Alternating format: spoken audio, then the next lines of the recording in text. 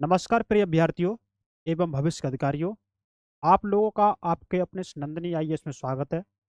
मैं संजीव कुमार आप लोगों का इस नंदनी आईएएस में स्वागत करता हूं और हमें उम्मीद है कि आप लोग अच्छे होंगे, बहुत अच्छे होंगे।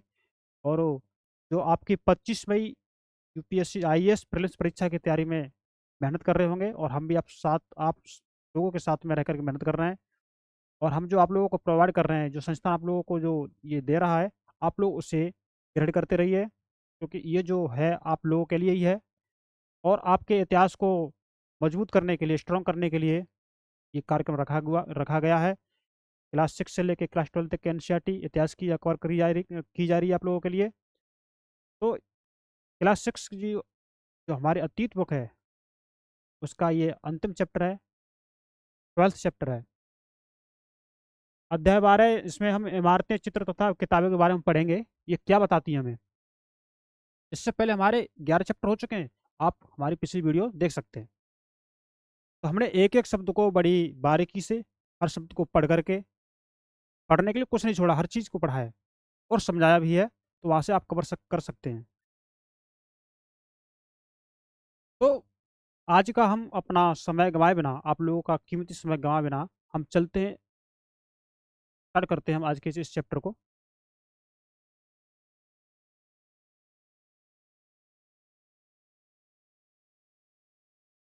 मरुत्साम्य और लोहे स्तंभ, इसके बारे में बताया गया है। मरुत्साम्य आज बहुत खुश था, क्योंकि पहिएदार कुर्सी में बिठाकर उसका भाई उसे कुतुब मीनार दिखाता हुआ प्रसिद्ध लोह स्तंभ के सामने ले आया। कुतुब मीनार को दिखाते हुए जो लोह स्तंभ है, इस लोह स्तंभ के सामने इसको इनके भाई लेके आ गए। इनके सामने धूल भरे पथरीले रास्तों से रैंप के सहारे यहाँ तक आना काफी मुश्किल था। अपने इस अनुभव को मरुत्स्वामी कभी नहीं भूल पाएगा। ये जो अनुभव है, इसको ये नहीं भूलेगा, क्योंकि पथरीले पथरीले रास्ते, धूल भरा रास्ता, वहां से यहाँ तक आना उनके लिए कठिन था। तो उनके जीवन का एक अनुभव है। तो उन्होंने जो इमारतें देखी है, जिन जिन इमारतों को देखा है, तो उनको हम पढ़ेंगे यहाँ पे। तो हमारी जो ये है ना, इमारतें और ये किताबें, इमारतों के चित्र और किताबों में जो चित्र दिए, हम इनके बारे में जानेंगे। आज हम अपने इस अध्याय में इसको हम कवर करेंगे। तो हम चलते हैं अपने इस अध्याय की तरफ। लोह स्तंभ जान लेते हैं कि लोह स्तंभ होता क्या है। लोह स्तंभ महरौली दिल्ली में, जो महरौली हो दिल्ली में है, कुतुब मीनार के परिसर में खड़ा यह लोह स्तंभ भारतीय शिल्पकारों की कुशलता का एक अद्भुत उदाहरण है। भारतीय जो शिल्पकार थे, उनकी कुशलता का क्या है, एक उदाहरण है, जो कुतुब मीनार के आसपास में ही है। परिसर मतलब पास में ही होना।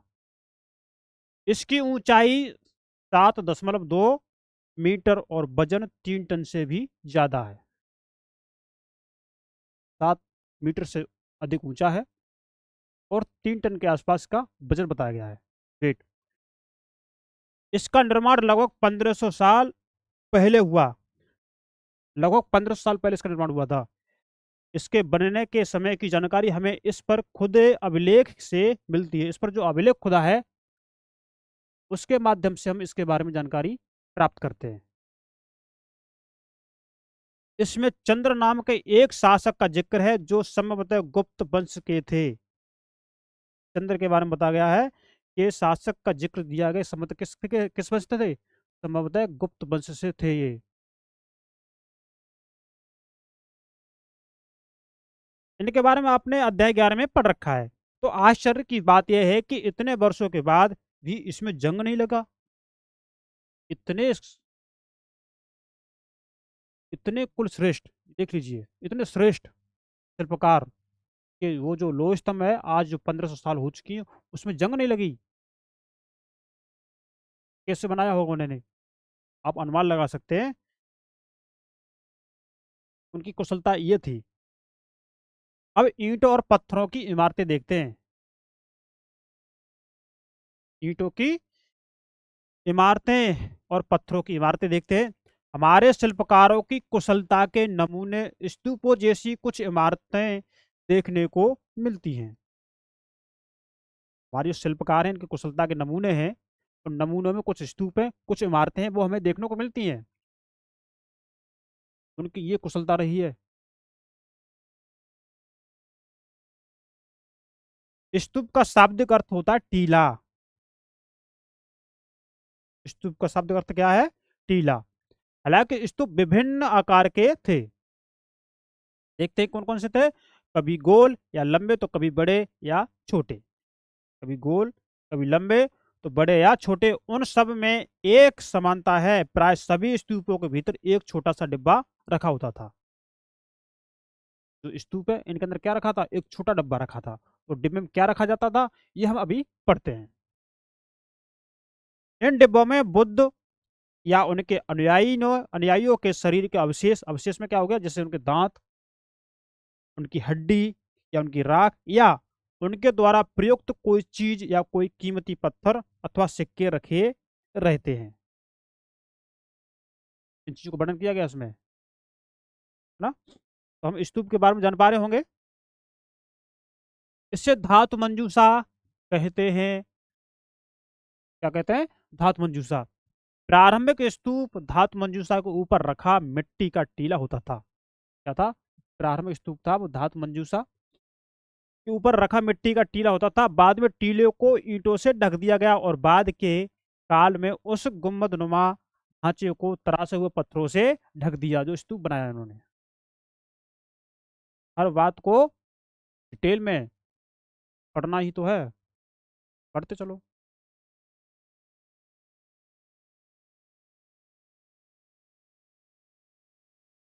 प्राय स्तूपों के चारों ओर परिक्रमा करने के लिए एक वृत्ताकार पथ बना होता था। जो स्तूप है, स्तूप, इस स्तूप के चारों ओर घूमने के लिए एक वृत्ताकार पथ लगा होता था ना। तो वृत्ताकार पथ बने होने से क्या हुआ, इसे प्रदक्षिणा पथ कहते हैं। जो पथ बना हुआ है इस स्तूप के चारों तरफ गोलाकार में, पथ को क्या कहते हैं? प्रदक्षिणा पथ कहते हैं। इस रास्ते को रेलिंग से घेर दिया जाता था, जिसे वेदिका कहते हैं। जो रेलिंग है ना, रेलिंग को इन्होंने वेदिका कहा है। रास्ता बनाया चारों तरफ, प्रदक्षिणा पथ हो गया। और उसको जो घेर देते ना, उसको हम जो रेलिंग लगा देते थे, वो वेदिका कही गई है। तो वेदिका में प्रवेश द्वार बने होते थे। रेलिंग तथा तोरण प्राय मूर्ति कला की सुंदर कलाकृतियों से सजे होते थे। जो मूर्ति कला की जो सुंदर कलाकृतियां थी, उनसे ये सजे होते थे। ये हम इसको देखेंगे, इस चित्र को देखेंगे।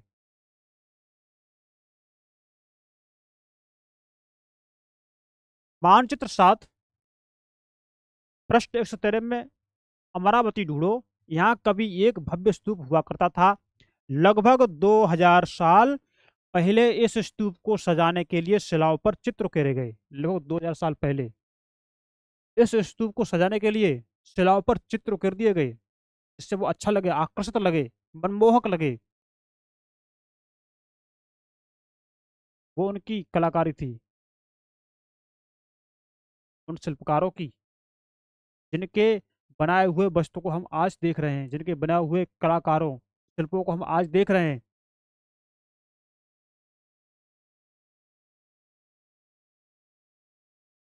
कई बार पहाड़ियों को काट कर बनावटी गुफाएं बनाई जाती थी। पहाड़ियों को काट दिया और जो गुफाएं थी उनको बना दिया।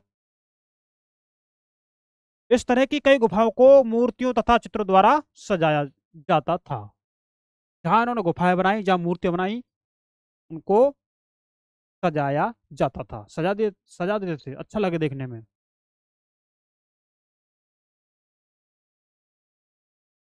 इस काल में कुछ आरंभिक हिंदू मंदिरों का भी निर्माण किया गया। इन मंदिरों में विष्णु शिव इन मंदिरों में विष्णु शिव तथा दुर्गा जैसी देवी देवताओं की पूजा होती थी। मंदिरों का सबसे महत्वपूर्ण भाग गर्भगृह होता है, जहाँ मुख्य देवी या देवता की मूर्ति को रखा जाता था। मंदिरों के मुख्य भाग के बारे में बता दिया।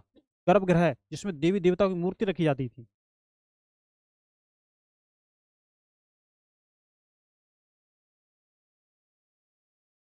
इसी स्थान पर पुरोहित धार्मिक अनुष्ठान करते थे। जहाँ ये गर्भगृह था, जहाँ मूर्ति रखी जाती थी, वहाँ ये पुरोहित क्या करते थे? धार्मिक अनुष्ठान करते थे।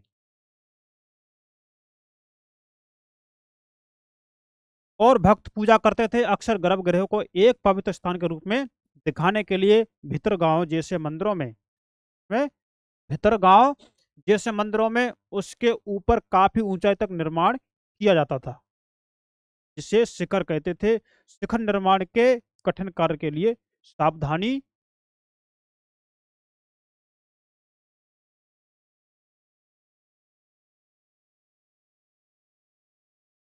सावधानी से योजना बनानी पड़ती थी। अधिकतर मंदिरों में मंडप नाम की एक जगह होती थी। क्या होती? जो अधिकांश जो मंदिर थे उनमें मंडप नाम की एक जगह होती थी। यह एक सभागार होता था। क्या होता था? सभागार, जहाँ लोग इकट्ठा होते थे। जो मानचित्र 7 पृष्ठ 113 में महाबलीपुरम और एहोल को ढूंढेंगे जब आप, तो इन शहरों में पत्थरों से बने कुछ उत्कृष्ट मंदिर हैं, है ना? तो उसमें ये दिखाए गए हैं। अब इनसे ऊपर जो बचा है थोड़ा वो हम देख लेंगे।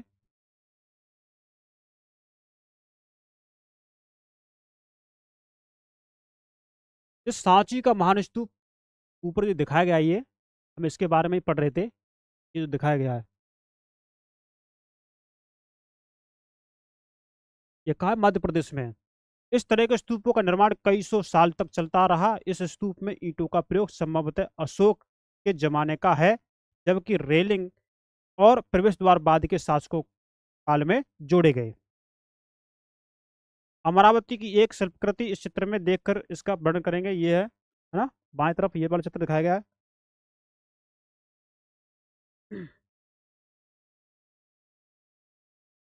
अब इन चित्रों को थोड़ा देख लेंगे आप लोग।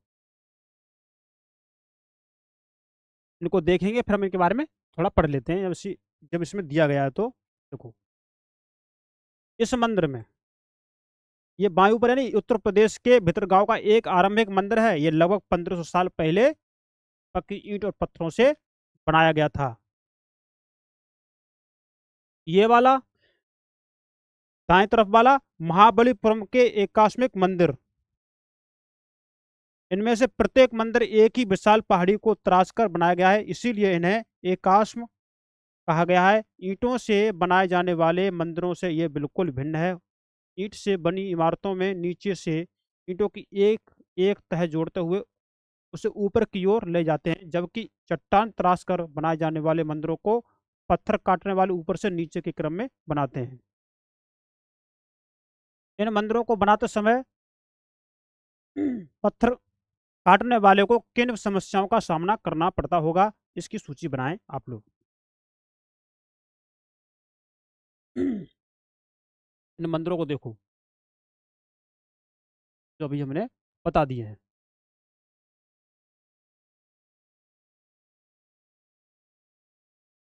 मैं उम्मीद है आपने देख लिए होंगे।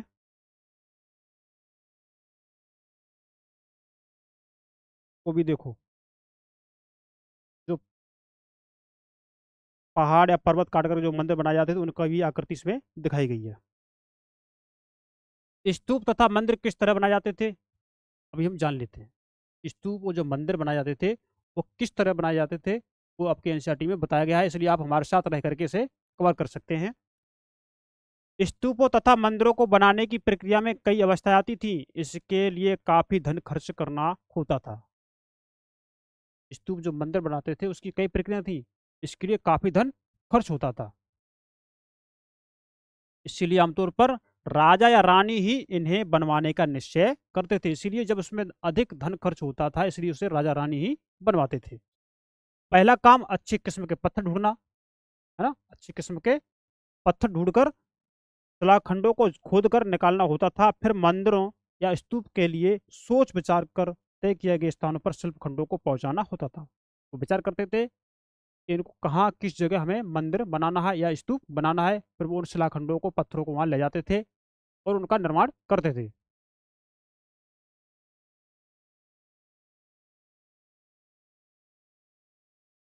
यहाँ पत्थरों को काट छाट कर तराशने के बाद खम्भों, दीवारों की चौखटों, फर्शों तथा छतों का आकार दिया जाता था। इन सब के तैयार हो जाने पर सही जगहों पर उन्हें लगाना काफ़ी मुश्किल का काम था। ये सब काम करने के बाद उन्हें जिस जगह पर उन्हें लगाना है, तो वो लगाने के लिए उनके लिए मुश्किल का काम होता था।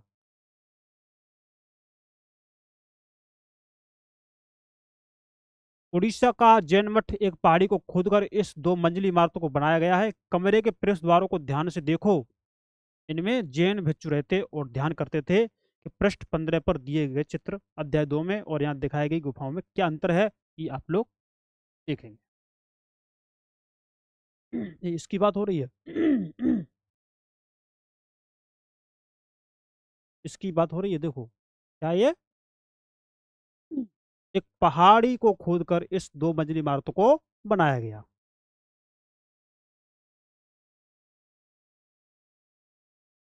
राष्ट्रीय संग्रहालय नई दिल्ली में एक मूर्ति का चित्र, क्या तुम यह देख पा रहे हो कि किस प्रकार गुफाओं की खुदाई की गई होगी?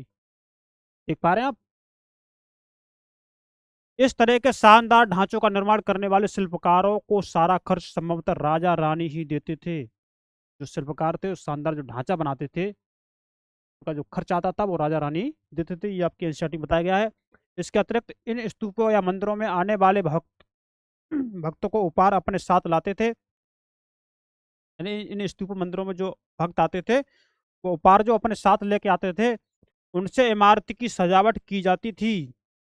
जैसे कि हाथी दांत का काम करने वाले श्रमिकों के संघ ने सांची के एक अलंकृत प्रवेश द्वार को बनाने का खर्च दिया था। देख सकते हैं आप।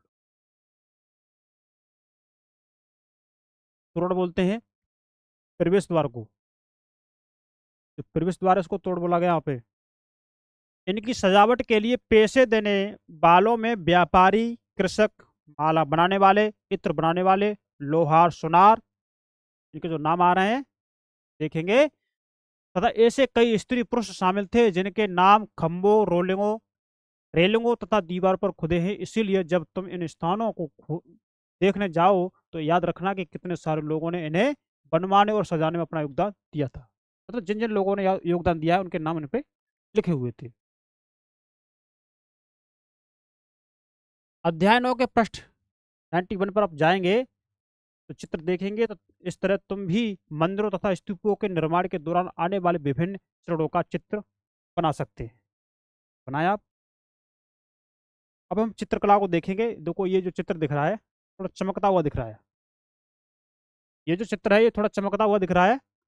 तो चित्रकला में हम थोड़ा जान लेते हैं। मानचित्र 7 में अजंता को ढूंढो। यह वह जगह है जहां के पहाड़ों में सैकड़ों सालों के दौरान कई गुफाएं खोदी गई। इनमें ज्यादातर बौद्ध भिक्षुओं के लिए बनाए गए विहार थे। इसके लिए बौद्ध भिक्षुओं के लिए बनाए गए विहार थे, जो कई गुफाएं खोदी गई उसमें।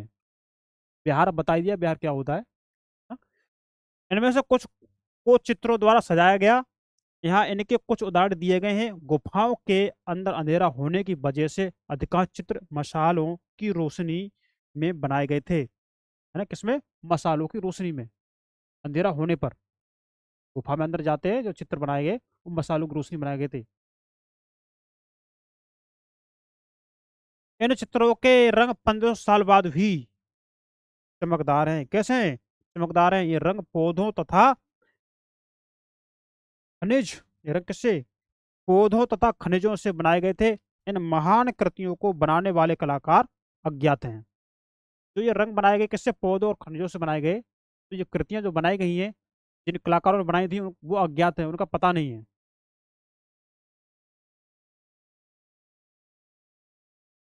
अजंता के चित्र तुम्हें इनमें से प्रत्येक चित्र में जो दिखता है उसका वर्णन करें। है ना? ये आप लोगों के लिए बताया गया है कि हमारे साथ कुछ और लोग आप भी काम करेंगे। देखो, ये चमक रहे हैं। 1500 साल बाद, 1500 साल के बाद भी खराब नहीं हुए। ये वो चित्र हैं। उन कलाकारों का जिक्र ही नहीं है।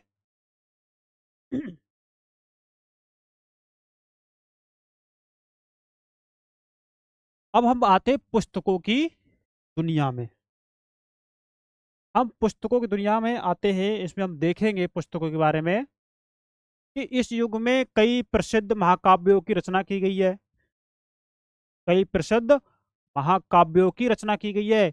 इन उत्कृष्ट रचनाओं में स्त्री प्रसव की वीर गाथाएं तथा देवताओं से जुड़ी कथाएं हैं। इससे स्त्री प्रसव की वीर गाथाएं और देवताओं से जुड़ी कथाएं, जो भी प्रसिद्ध महाकाव्य में जो भी कहा गया है, स्त्री पुरुष और वीर गाथाएं, है ना,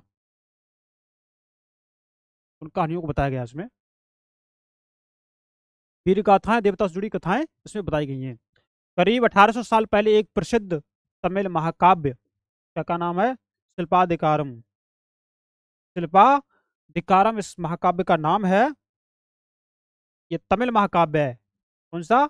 ये तमिल महाकाव्य। ये वो शब्द हैं जो यहाँ से सीधे सीधे प्रश्न आपके परीक्षा में पूछ लिए जाते हैं। ये वो शब्द आ रहे हैं, इनको जरा ध्यान से पढ़ेंगे तो हमें ये क्लियर होंगे।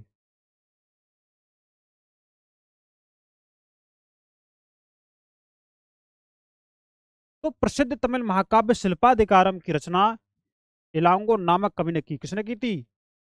इलांगो नामक कवि ने की थी प्रसिद्ध तमिल महाकाव्य शिल्पाधिकारम की रचना।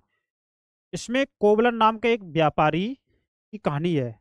इसमें एक कोवलन नाम के जो व्यापारी थे, इनकी एक कहानी बताई गई है इसमें शिल्पाधिकारम में। इनकी कहानी बताया गया कि वह पुहार में रहता था। पुहार कोई जगह है, वहां वो रहता था। अपनी पत्नी कनंगी की उपेक्षा कर वह एक नर्तकी माधवी से प्रेम करने लगा। वो अपनी पत्नी को ना करके वह एक दूसरी, एक नर्तकी स्त्री माधवी से प्रेम करने लगा। बाद में वह और कनंगी पुहार छोड़कर मदुरै चले गए। बाद में क्या हुआ? वह मतलब का नाम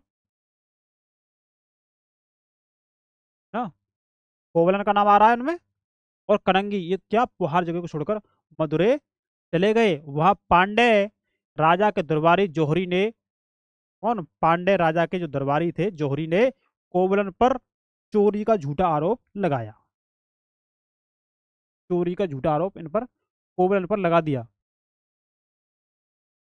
जो पांडे राज के दरबारी जोहरी थे, उन्होंने, जोहरी ने कोवलन पर चोरी का झूठा आरोप लगा दिया। क्या होता है? जिस पर राजा ने उसे प्राणदंड दे दिया। कोवलन को क्या कर दिया? प्राणदंड दे दिया। कनंगी जो अभी भी उससे प्रेम करती थी, कनंगी क्या करती थी? कनंगी उससे, कोवलन से अभी भी प्रेम करती थी। इस अन्याय के कारण दुख और रोष से भर गई। तो ये अन्याय हुआ था उसके पति के साथ, इसके कारण क्या हुआ? वो दुख और रोष से भर गई। उसे लगा ये अन्याय हुआ है मेरे साथ। आगे क्या होता है? उसने मद्र शहर का विनाश कर डाला। क्या कर दिया?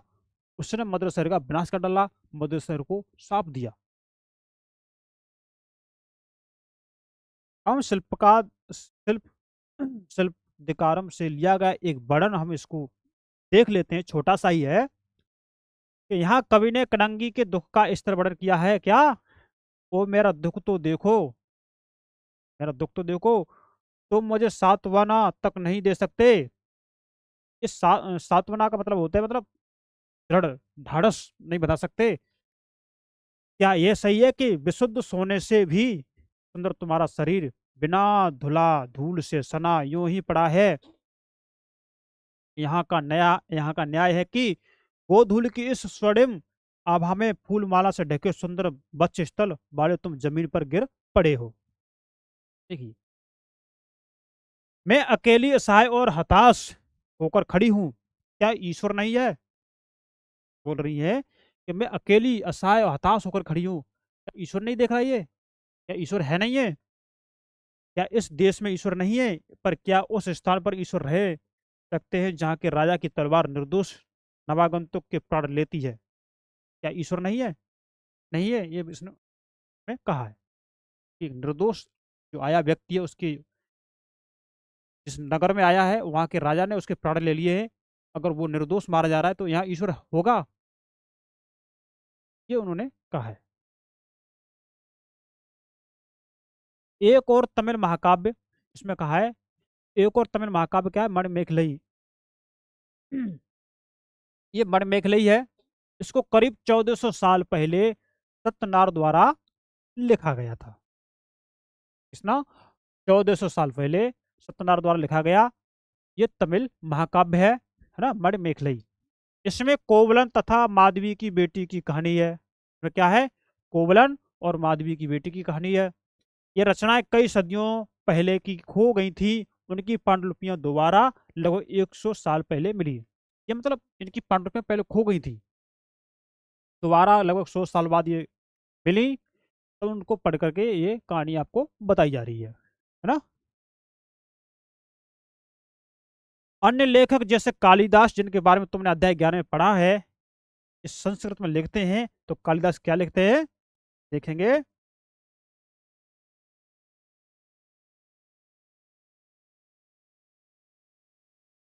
तो कालिदास का एक श्लोक है, यानी मेघदूत का एक श्लोक है ना। तो मेघदूत का एक श्लोक है। इसमें बताया गया कि यहाँ उनकी सबसे प्रसिद्ध रचना मेघदूत से एक अंश दिया गया है। यहाँ एक बिरही, यानी बिरही बरसात के बादल को अपना संदेश वाहक बनाने की कल्पना करता है। एक बिरही है जो बरसात के समय जो बादल है उनको एक संदेश वाहक बनाने का काम करता है। ये आपकी मेघदूत का जो एक श्लोक है उसमें बताया गया है।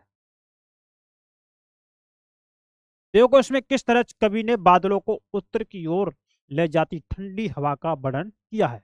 देखते हैं क्या। तुम्हारे बौछारों से मुलायम हो उठी मिट्टी की भीनी खुशबू से भरे। तुम्हारी बौछार है, उन बौछार से जो मिट्टी है वो मुलायम हो उठी है और उनसे भीनी खुशबू आ रही है। उन्होंने ये बताया है। हाथियों की सांस में बसी, ये जो हाथी उनकी सांसों में बस रही है। जंगली गूलर को पकाने वाली ये जो हवा है क्या है? ये जंगली गूलर है वो इससे पकते हैं, उनको पकाने वाली है ये। शीतल बयार तुम्हारे साथ धीरे धीरे बहेगी। जो शीतल जो बयार है, जो शीतल जो हवा है वो तुम्हारे साथ धीमे धीमे बहेगी। वो इसमें ये बता दिया है। क्या तुम्हें लगता है कि कालिदास को प्रकृति प्रेमी कहा जा सकता है? क्या आपको ये लग रहा है कि कालिदास को हम प्रकृति प्रेमी कह सकते हैं, जिस तरह से उन्होंने ये वर्णन किया है? तो पुरानी कहानियों का संकलन तथा संरक्षण हम इसमें देखेंगे। तो पुरानी कहानियों का संकलन और पुरानी कहानियों का संरक्षण कैसे हुआ है तो हम इसको जानने की कोशिश कर लेते हैं कि हिंदू धर्म से जुड़ी कई कहानियां जो बहुत पहले से प्रचलित थी, इसी काल में लिखी गई, इनमें पुराण भी शामिल है। क्या है? पुराण भी शामिल है। पुराण का शाब्दिक अर्थ है प्राचीन या प्राण। क्या है? प्राचीन या प्राण। पुराणों में विष्णु, शिव, दुर्गा या पार्वती जैसे देवी देवताओं से जुड़ी कहानियां हैं। किसमें? पुराण में। पुराण में इनमें इन देवी देवताओं की पूजा की विधियां दी गई हैं। इनमें देवी देवता हैं, इनकी पूजा की विधियां दी गई हैं कि किस देवता को किस तरह से पूजित करना है, पूजना है। इसके अतिरिक्त इनमें संसार की सृष्टि तथा राजाओं के बारे में भी कहानियां हैं। क्या है? संसार की सृष्टि और राजा के बारे में कहानियां भी इसमें बताई गई हैं। अधिकतर पुराण सरल संस्कृत श्लोक में लिखे गए। किसमें? संस्कृत श्लोक में ये पुराण लिखे गए हैं जिससे सब उन्हें और सुन और समझ सकें। स्त्रियां तथा शूद्र जिन्हें वेद पढ़ने की अनुमति नहीं थी वे भी इन्हें सुन सकते थे। पुराणों का पाठ पुजारी मंदिरों में किया करते थे जिससे लोग सुनने आते थे। देखिए तुम में से भी कुछ बच्चे इन कहानियों से परिचित होंगे। जैसे महाभारत कौरवों और पांडवों के बीच युद्ध की कहानी है। क्या? महाभारत। इस युद्ध का उद्देश्य पूर्व वंश की राजधानी हस्तिनापुर की गद्दी प्राप्त करना था। किसका? महाभारत का जो लक्ष्य था। यह कहानी तो बहुत ही पुरानी है पर आज इसे हम जिस रूप में जानते हैं वह करीब 1500 साल पहले लिखी गई है। कितनी साल? 1500 साल पहले लिखी गई है। माना जाता है कि पुराणों और महाभारत दोनों को ही व्यास नाम के ऋषि ने संकलित किया। महाभारत और पुराणों को दोनों ने किसने? व्यास नाम के ऋषि ने संकलित किया। देखेंगे आप। महाभारत में ही भगवत गीता भी है। जो महाभारत में क्या है? तो महाभारत में ही भगवत गीता है जिसके बारे में तुमने अध्याय 10 में पढ़ लिया है। अब आती है रामायण। तो रामायण की कथा कौशल के राजकुमार राम के बारे में है ना। कौशल के जो राजकुमार राम है उनके बारे में है। अयोध्या, उनके पिता ने उन्हें वनवास दे दिया था। वन में उनकी पत्नी सीता का लंका के राजा रावण ने अपहरण कर लिया था, यानी उनके पिता ने उनको वनवास दे दिया था। वनवास में सीता को लंका के राजा रावण ने अपहरण कर लिया था, ये बताया गया है। सीता को वापस पाने के लिए राम को लड़ाई लड़नी पड़ी, है ना। तो सीता को वापस पाने के लिए राम को लड़ाई लड़नी पड़ी। वे विजयी होकर कौशल की राजधानी अयोध्या लौटे। क्या हुए? वो अयोध्या वापस लौटे, विजय होकर के कौशल की राजधानी अयोध्या वापस लौटे, है ना। तो ये देख लीजिए, ये कौशल की जो राजधानी है क्या है? अयोध्या है। तो कौशल अगर शब्द आ जाता है तो उससे कंफ्यूज मत होना, डाउट में मत बन जाना। तो कौशल की राजधानी क्या थी? अयोध्या थी। कौशल राम का क्षेत्र राज्य था। महाभारत की तरह ही रामायण भी एक प्राचीन कहानी है किसकी तरह? महाभारत की तरह, जिसे बाद में लिखित रूप दिया गया। संस्कृत रामायण के लेखक वाल्मीकि माने जाते हैं। कौन माने जाते हैं? रामायण लेखक, जो भी संस्कृत रामायण है इसके लेखक कौन माने जाते हैं? वाल्मीकि माने जाते हैं। इस उपमहाद्वीप के विभिन्न भागों में महाभारत और रामायण के भिन्न भिन्न रूपांतर लोकप्रिय हैं। इनके आधार पर नाटक, गीत और नृत्य परंपराएं भी हैं। उभरी पता करो तुम्हारे राज्य में कौन सा रूपांतर प्रचलित है। ये हमेशा के लिए आपसे ही किया जा रहा है, जानने की कोशिश किया करें, है ना। आम लोगों द्वारा कही जाने वाली कहानियां, आम लोगों द्वारा जो क्या कहानियां कही जाती थी हम उसको पढ़ेंगे, है ना। तो आम लोग भी कहानियां कहते थे, कविताओं और गीतों की रचना करते थे। क्या करते थे? आम लोग भी क्या कहते थे? कहानियां कहते थे, है ना। कविताओं और गीतों की रचना करते थे, ये आम लोग की बात है। गाना गाते थे, नाचते थे और नाटकों को खेलते थे। इनमें से कुछ तो इस समय के आसपास जातक और पंचतंत्र की कहानियों के रूप में लिखकर सुरक्षित कर लिए गए हैं, है ना। जो नाटक खेलते थे, गाना गाते थे, कविता लिखते थे, वो जातक जैसी कथाओं में लिख करके सुरक्षित कर लिया उनमें से कुछ को।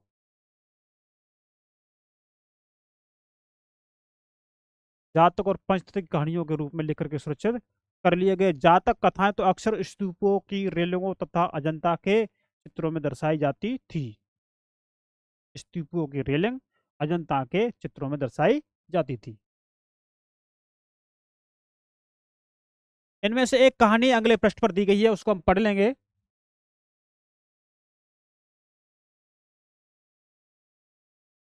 बंदर राजा की कहानी, अच्छी कहानी है, पढ़ेंगे, है?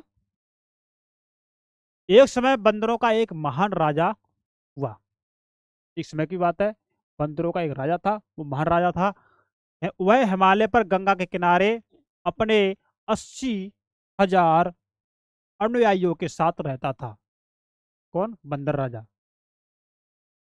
इन सारे बंदरों को एक खास आम के पेड़ के फल बहुत प्रिय थे। ये आम बड़े मीठे होते थे। एक आम का पेड़ था, उसके ये फल इनको बहुत मीठे लगते थे, इसलिए वो उनको अधिक प्रिय थे। इतने स्वादिष्ट आम धरातल पर नहीं उगते थे। यह कहा जा रहा है कि जो वो वृक्ष था, उसके जो आम थे, इतने स्वादिष्ट आम पृथ्वी पर नहीं थे।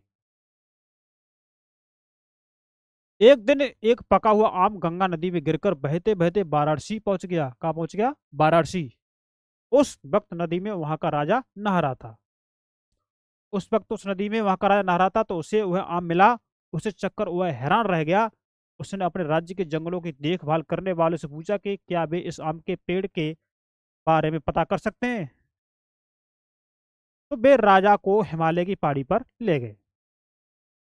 वहां पहुंचकर राजा तथा उसके दरबारियों ने खूब आम खाए, खूब आम खाए। एक बंदर की कहानी को बता दिया। अरे एनसीईआरटी कहानियों को लिंक करके बता रही है आपको। कहानियां पढ़ लेंगे तो उसका कुछ तो अंश आपको याद रह जाएगा। अब इसे एक दो बार और कर लेंगे तो आपके कॉन्सेप्ट दिमाग में क्लियर हो जाएंगे एकदम।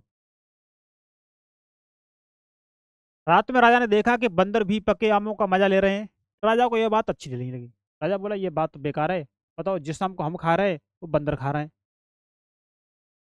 और उसने उन्हें मार डालने का फैसला किया। तो बंदरों के राजा ने अपने ही प्रजा को बचाने की एक योजना बनाई। क्या बनाई?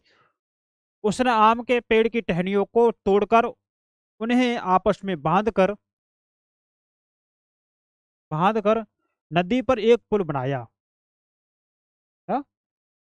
एक वृक्ष की टहनियों को तोड़ा, उसे बांधा और एक पुल बनाया। इसके एक छोर को वह तब तक पकड़ते रहा जब तक उसकी सारी प्रजा ने नदी को पार न कर लिया। उस एक छोर को पकड़े पकड़े तब तक पकड़े रहा जब तक उसकी जो प्रजाति वो उस पार न चली गई हो। सारी प्रजा ने नदी को पार न कर लिया हो, इस तब तक वो करते रहे। पर इस प्रयास से वह इतना थक गया कि मरणासन होकर गिर पड़ा। इतना थक गया था पकड़े पकड़े कि वो मतलब उसे लगा कि हाँ, अब तो काम तमाम है। वो थक गया।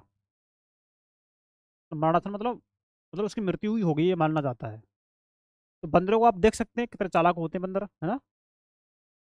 क्योंकि मानव के पूर्वज बंदर ही हैं।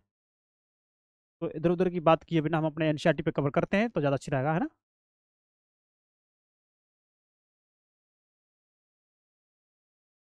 राजा ने जब यह सब देखा तो उसने बंदर राजा को बचाने की काफी कोशिश की, पर वह सफल ना हुआ। मतलब बंदर मर ही गया।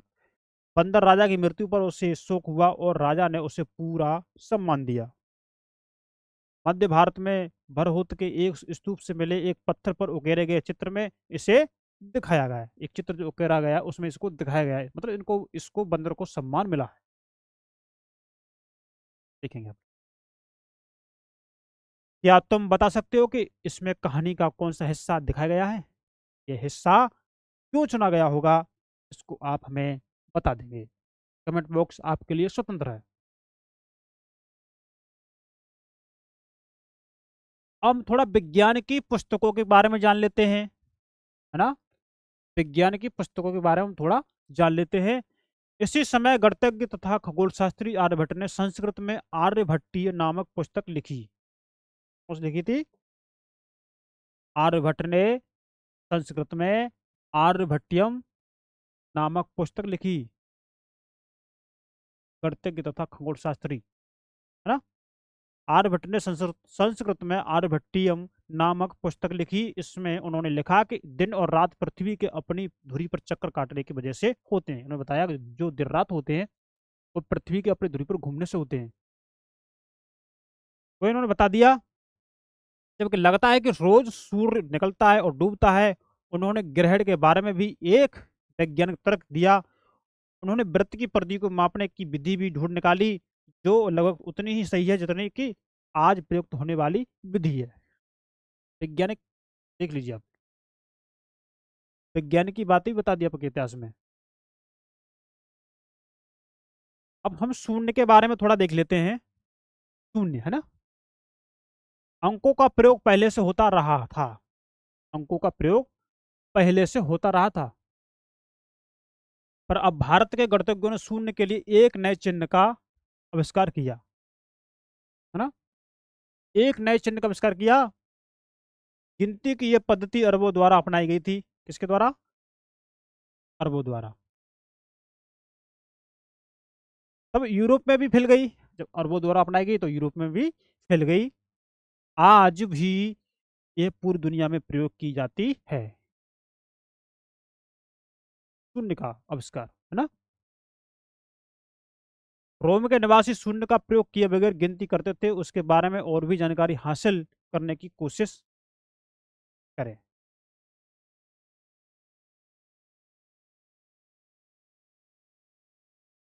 अन्यंत्र में हम देखेंगे कागज आज हमारे रोजमर्रा की जिंदगी का एक हिस्सा बन गया है। क्या? कागज हम अपने जिंदगी में डेली यूज करते हैं। जो किताबें हम पढ़ते हैं वे कागज पर छपी होती हैं, उसी तरह लिखने के लिए भी हम कागज का ही उपयोग करते हैं। कागज का आविष्कार करीब 1900 साल पहले काई लून नाम के व्यक्ति ने, और व्यक्ति काई लुन नाम के व्यक्ति ने चीन में किया। रेशम का उत्पादन भी सबसे पहले चीन में ही हुआ था, और कागज का भी आविष्कार चीन में ही हो रहा है। कितना? 1900 साल पहले। उसने पौधों के रेशों, कपड़ों, रस्सियों और पेड़ की छालों को पीट पीट कर लुगदी बनाकर उसे पानी में भिगो दिया। फिर उस लुगदी को दबाकर उसका पानी निचोड़ा और तब सुखाकर कागज बनाया। ये उनकी कागज बनाने की विधि थी, जो आपके एनसीईआरटी ने आपको बता दी। आज भी हाथ से कागज बनाने की इस विधि को अपनाया जाता है। कागज बनाने की तकनीक को सदियों तक गुप्त रखा गया, मतलब चीन ने इस बात को भी गुप्त रखा। करीब 1400 साल पहले ये कोरिया तक पहुंची। ये जो बात कहाँ तक पहुंची? कोरिया तक पहुंची। इसके तुरंत बाद ही ये जापान तक फैल गई। करीब 1800 साल पहले ये बगदाद में पहुंची। कहाँ पहुंची? बगदाद में, 1800 साल पहले। फिर बगदाद से ये यूरोप, अफ्रीका, एशिया के अन्य भागों में फैली। इस उपमहाद्वीप में भी कागज की जानकारी बगदाद से ही आई थी। प्राचीन भारत की पांडुलिपियां किस चीज पर तैयार की जाती थी? संकेत दे दिया इन्होंने, अध्याय 1 से आप देख सकते हैं। तो हमने आज की क्लास में अध्याय 12 को कंप्लीट कर लिया है। इसके कुछ टर्म थोड़ी रह गई, उनको हम बता दे रहे हैं, है ना। उपयोग शब्द इसमें स्तूप हो गया, मंदिर, चित्रकला, महाकाव्य, कहानी, पुराण, गणितज्ञ, विज्ञान, हम इनके बारे में पढ़ चुके हैं। अब हम कुछ महत्वपूर्ण तिथियों के बारे में जान लेते हैं। क्या है? स्तूप का निर्माण की शुरुआत 2300 साल पहले, अमरावती 2000 साल पहले, कालिदास 1600 साल पहले, लोह स्तंभ, भितरगांव का मंदिर, अजंता की चित्रकारी, आर्यभट्ट, ये 1500 साल पहले का विकास हुआ। दुर्गा मंदिर 1400 साल पहले से जाना जाता है। तो आपकी क्लास 6 की एनसीईआरटी आज कवर हुई। अगली क्लास में हम और देखेंगे, है ना। तो इनको थोड़ा एक बार पढ़ लेते हैं ना, तिथियों पर एक नज़र देख लेते हैं। जब उन्होंने एनसीईआरटी दिया है, क्योंकि हम इसमें हर शब्द को ही पढ़ रहे हैं, तो एक बार पढ़ ले जाते हैं इस चीज को, तिथियों पर एक नज़र। इस पूरी पुस्तक में हमने वर्ष 2000 को शुरुआती बिंदु के रूप में रखकर घटनाओं, प्रक्रियाओं के होने की अनुमानित तिथियों की जानकारी दी है। और अन्य पुस्तकें जो तुम पढ़ते होंगे उनमें तिथियां अलग अलग तरह से लिखी होंगी। इस पुस्तक में इन तिथियों के पहले करीब या लगभग लिखा गया है। देखिए, जैसे कि पुरापाषाण युग अध्याय 2 में तुम पढ़ चुके हैं, इनके लिए तिथियां लाखों वर्ष पहले के रूप में लिखी गई हैं। मेहरगढ़ अध्याय 3 में पढ़ चुके हैं। कृषि तथा पशुपालन की शुरुआत की तिथि लगभग 6000 साल ईसा पूर्व की दी गई है। हड़प्पा के नगरों का विकास लगभग 2700 से लेकर 1900 ईस्वी के बीच दिखाया गया है। ऋग्वेद की रचना का काल लगभग 1500 से लेकर 1000 ईस्वी के पूर्व रखा गया है। महाजनपदों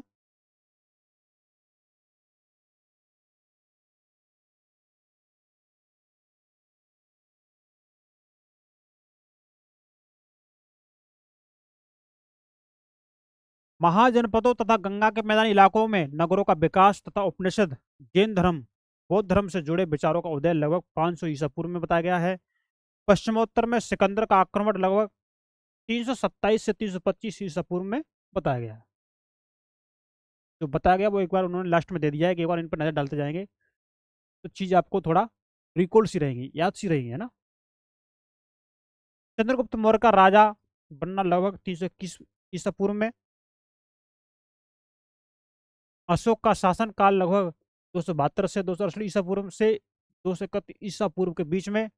संगम साहित्य की रचना लगभग 300 ईसा पूर्व से 300 ईसा पूर्व के बीच में दिखाई गई है। इसमें कनिष्क का शासन लगभग 78 से लेकर 100 ईसा पूर्व में। गुप्त साम्राज्य की स्थापना लगभग 320 ईसा पूर्व में। पल्लवी की परिषद में जैन साहित्य का संकलन लगभग 512 से लेकर 521 ईसा पूर्व में। 512 से लेकर 521 ईस्वी में यह दिखाया गया है। हर्षवर्धन का शासन 606 से लेकर 647 ईस्वी का दिखाया गया है। इसमें चीनी यात्री स्वयं त्सांग का भारत आगमन 630 से लेकर 643 ईस्वी का दिखाया गया है। पुलकेशन द्वितीय का शासन 609 से 642 दिखाया गया है। है ना, ईस्वी में। कुछ घटनाओं के लिए, जैसे कि अशोक के शासन की शुरुआत की तिथि के रूप में तुम्हें एक से अधिक तिथियां देखने को मिल सकती हैं। ऐसा इसलिए है क्योंकि इतिहासकार इस बात पर एक मत नहीं हो पाए कि सही तिथि क्या है ना। प्रश्नवाचक चिन्ह के साथ दी गई तिथियों इस बात का संकेत करती है कि यह तिथियां निश्चित नहीं है, जो इनमें दिखाई गई है कहीं पर।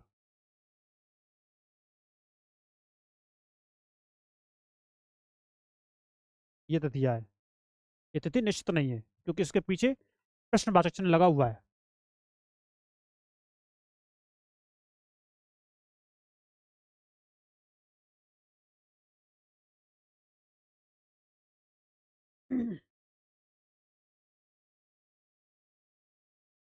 अगले साल के लिए उसमें बताया गया है, यानी जो आपकी अगली क्लास की जो एनसीईआरटी होगी क्लास 7 की, उसमें उसके लिए बताया गया है कि अगले साल हमारे अतीत के बारे में तुम और अधिक पढ़ेंगे, यानी अगली कक्षा में और अधिक पढ़ेंगे क्लास 7 की एनसीईआरटी में।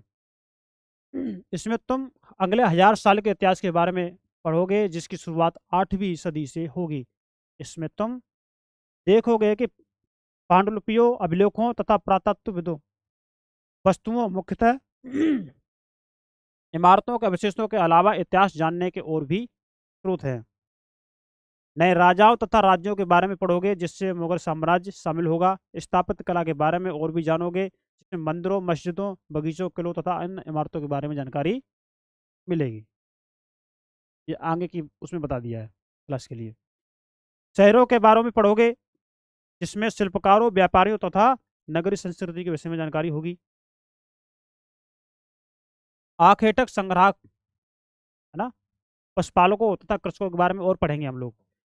तुम ये भी पढ़ोगे कि किस प्रकार धार्मिक आस्थाओं तथा अनेक व्यवहारिक व्यवहारों में पर्व तनाए, ये भी पढ़ेंगे। संगीत, कविता तथा अन्य साहित्यिक रचनाओं के लिए किस तरह नई भाषाओं का प्रयोग हुआ, ये भी आप पढ़ेंगे। ये सब पढ़ने के दौरान तुम पाओगे कि इतने सारे नए परिवर्तनों के बावजूद अतीत के साथ संपर्क का सूत्र निरंतर बना रहा। ध्यान दो, क्या बदला और क्या अपने पुराने स्वरूप में रह गया, इन चीजों को हम जानेंगे। ये आपका मानचित्र दिखाया गया है ना, जो राज्य है, एक बार देख लेते हैं। क्योंकि ये अंतिम क्लास है क्लास 6 की एनसीईआरटी की। अब जो अगली क्लास होगी वो क्लास 7 की फर्स्ट चैप्टर से स्टार्ट होगी एनसीईआरटी इतिहास की, है ना। तो इसमें इससे पहले हम इसको जो मैप दिया गया इसको हम देख लेते हैं। ये जम्मू कश्मीर का हिस्सा दिखाया गया है, जम्मू कश्मीर जो पीला पीला भाग है ये जम्मू कश्मीर का हिस्सा दिखाया गया है ना। क्या है जम्मू कश्मीर? ये हमारा हिमाचल प्रदेश दिखाया गया है। क्या है ये? हिमाचल प्रदेश। ये हिस्सा हमारा पंजाब है। ये राज्य क्या है? पंजाब। ये जो राज्य है ये वाला, ये हरियाणा है।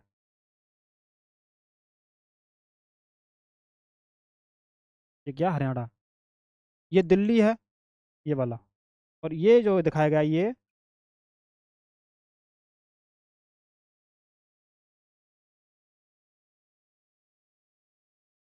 उत्तर प्रदेश है।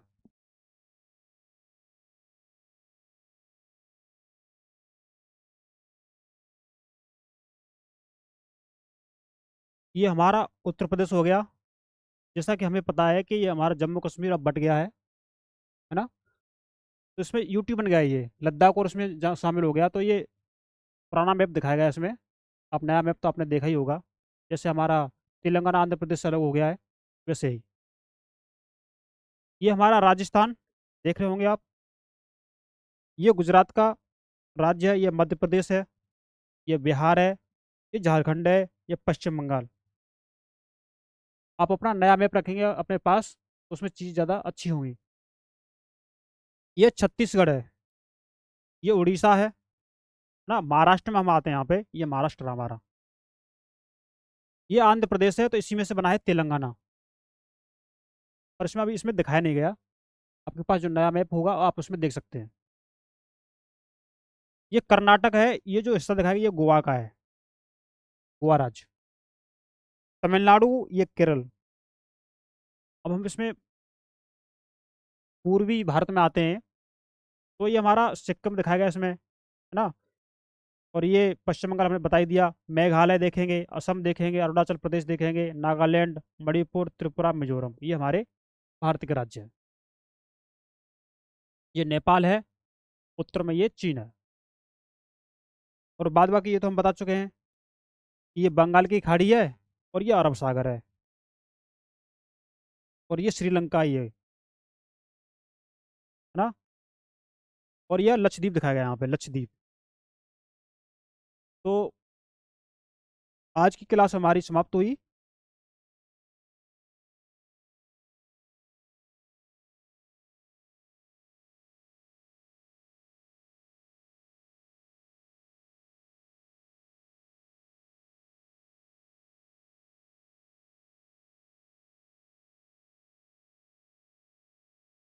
हाँ, इनमें एक चीज़ छूट चुकी है, जैसे ये माह है, ये माह है, ये पुंचेरी का हिस्सा है। और इसमें ये पुंचेरी और जो कराईकल ये है, ये भी हमारा किसका हिस्सा है, पुंचेरी का हिस्सा है ये। और इसमें यमन, ये हमारा यमन है, ये भी किसका हिस्सा है, पुंचेरी का हिस्सा है। तो कुल मिला के मैप में सारी चीज़ हमने बताई दी है। और जब इसके बारे में विस्तार से जानेंगे, जब हम क्लास को थोड़ा विस्तार में पढ़ेंगे।